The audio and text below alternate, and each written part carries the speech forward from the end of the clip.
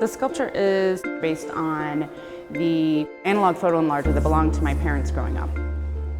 It's produced through the very close help of a specialty props fabricator who primarily specializes in making objects for the TV and film industry.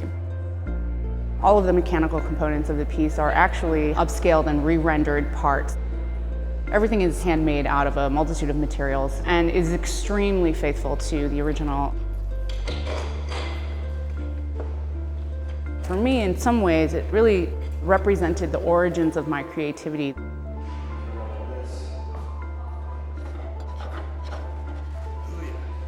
From a very, very young age, I had access to the idea of manipulating something. So not just taking the photograph, but scaling it, manipulating it, dodging and burning, those kinds of things, and really kind of producing a picture.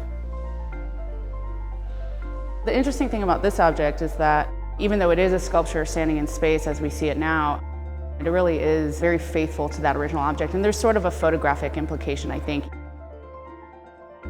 The idea of using scale has, for me, been this way to sort of demonstrate the intimacy that I have with that object, and so the amplification of it somehow gives, I think, a viewer a direct relationship to the scale of that intimacy.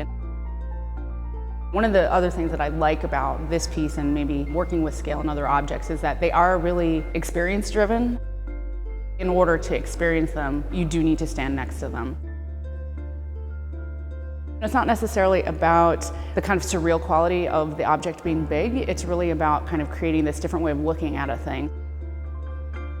Almost feeling like a close-up photograph where you can really see the kind of complexion and contours and details in an object. And so it's almost like giving access to something that you maybe wouldn't have before, or you wouldn't have if your relationship to it was sort of a normal scale relationship.